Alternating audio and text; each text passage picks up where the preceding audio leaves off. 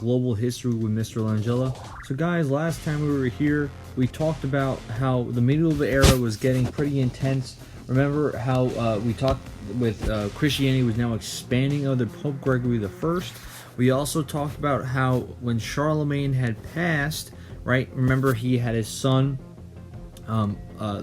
Louis the Pious, right? Remember Louis the Pious was a very religious man, but he really was not as effective as a leader as he was. And then Louis had 3 sons. He had 3 sons, so it was really the grandsons of Charlemagne that were Lothar, Charles the Bald, and Louis the German, and they all were fighting for power, right? And then we finished off with saying how with now this instability going on, it returned life back to being a feudalistic society. All right, so let's start here, right? So now we're back to talking about feudalism.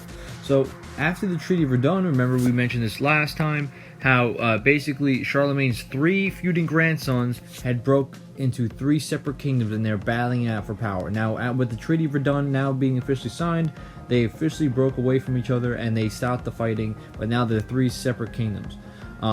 These new territories in which they had formed now became the battleground for new invaders that were attacking Europe, and this had caused more constant turmoil, and warfare led to the even more dependency on European feudalism, right?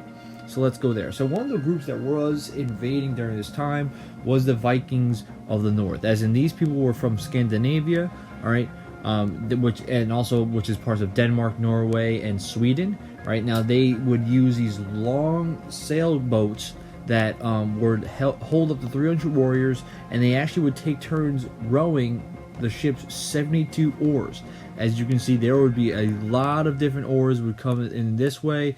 It would basically go all the way throughout the ship, and they would then take turns rowing these oars, and it would actually be extremely effective. Right now, usually the way that the ships would always look, and this is basically a replica, at the end of the ship, they would always have the sea monster's head at the end of the ship, which is what the front was. They would always have someone leading the row to make sure that they're always consistent.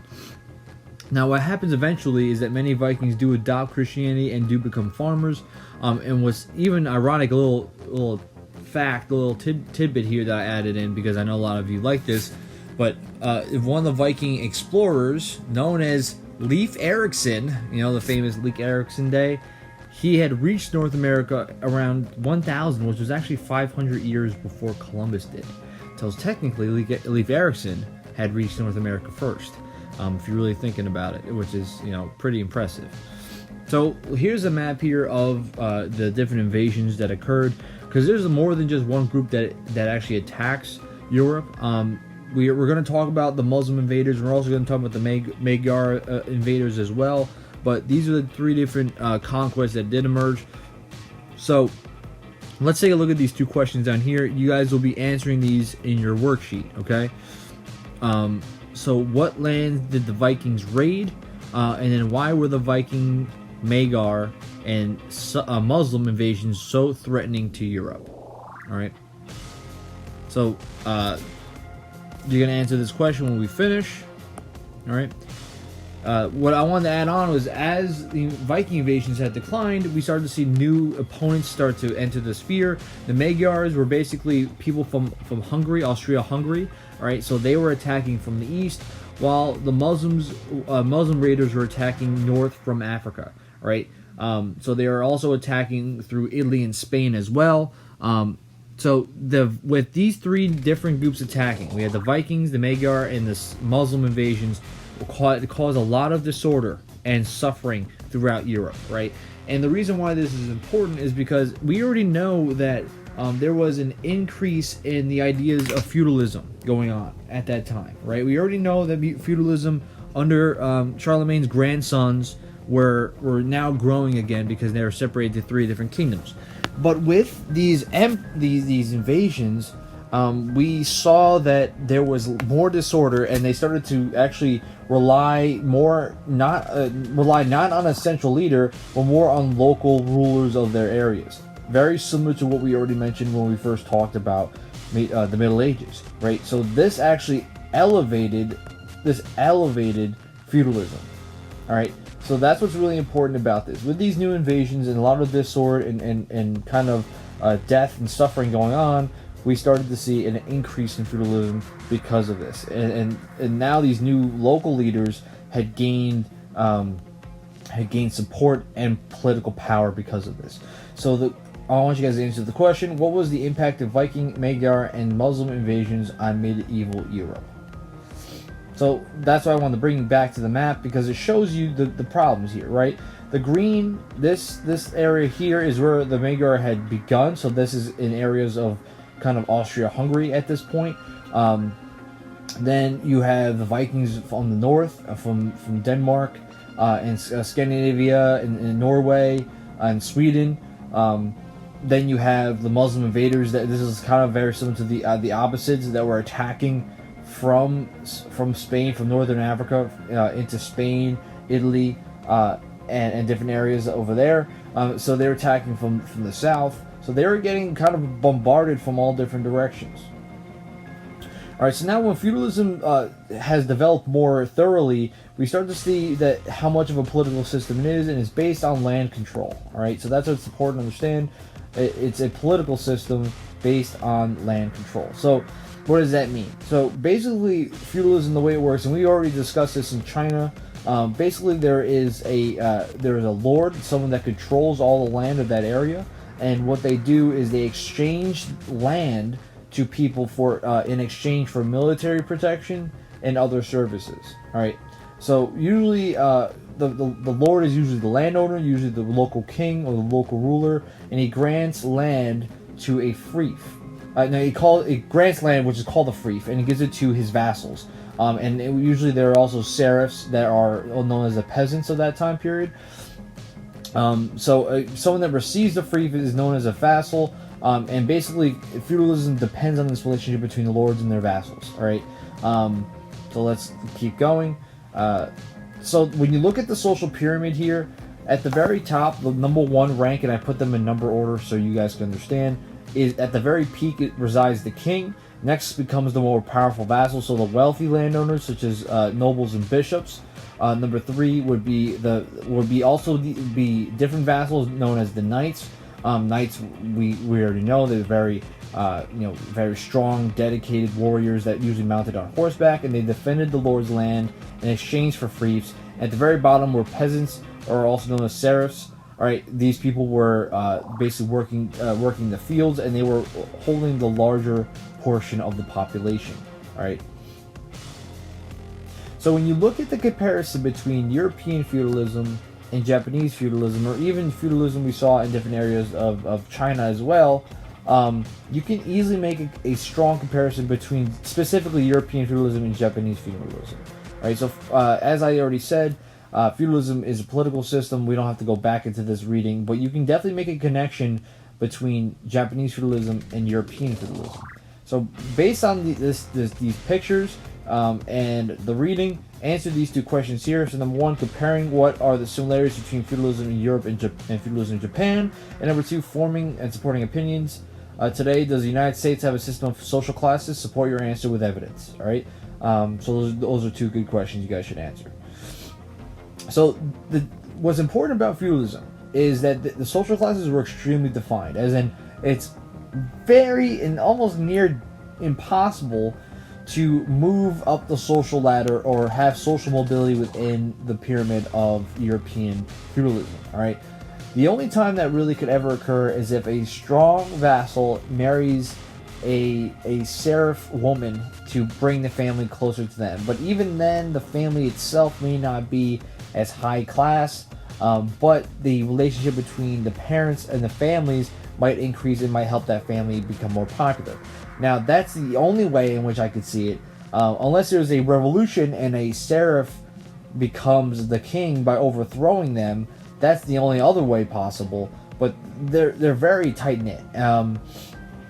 So the way they separate the social classes is usually by into three groups, kind of.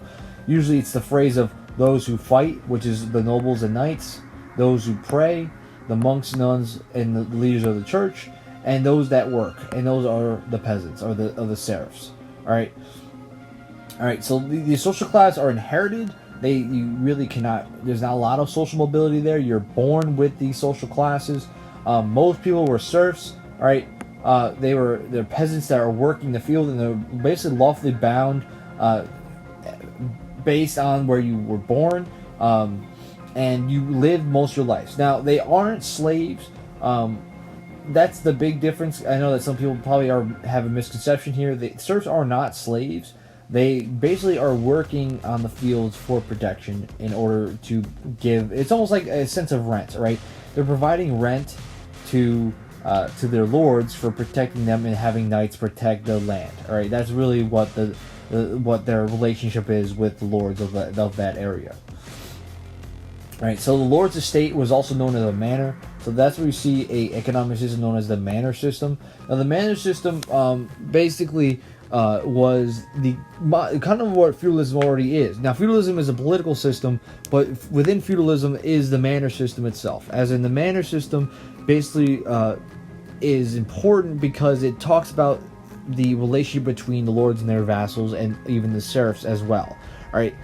Basically, the serfs would farm land, farm food for the entire manor, or even for the lord himself. So they were very self-sufficient in what they were doing. Now the serfs would farm the land, while the lord and the vassals would protect the entire manor and all the land that the lord had owned from bandits and other invading forces. So they were very self-sufficient. Now, within the manor itself, it includes the lord's house, a church, workshops, and villages. Basically, the entire village. They would cover a few square miles of land, and like I already said before, very self-sufficient. All right.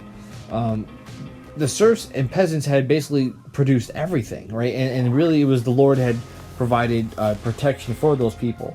Now, the only outside purchases were usually for those unmanned produced resources. So those things like salt and iron, and even some types of metals. Because if they couldn't mine those things, they definitely need to purchase them from other areas that did mine them.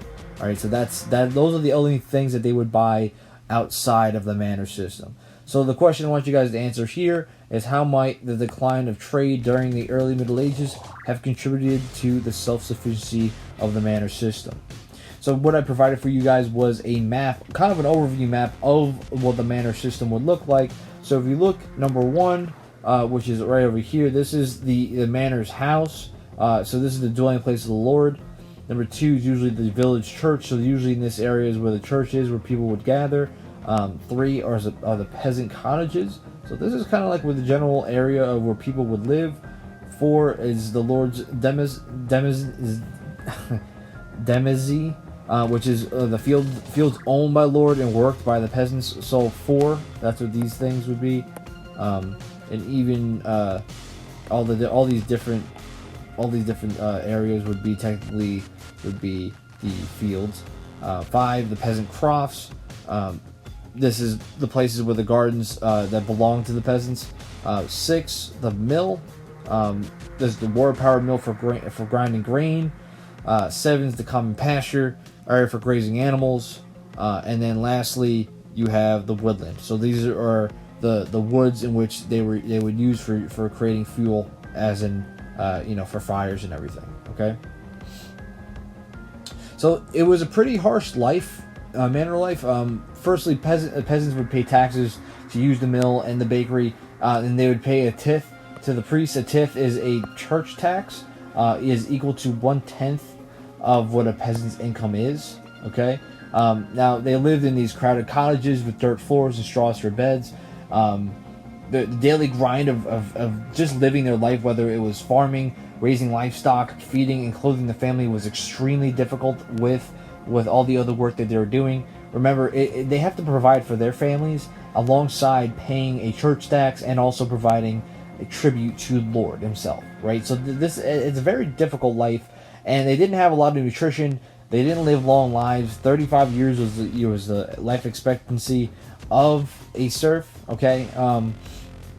Now the Pyre's plowman, which is a primary source, was written by William Langland in 1362, talks about the hard life of English peasants, and here it is here, all right, this primary source.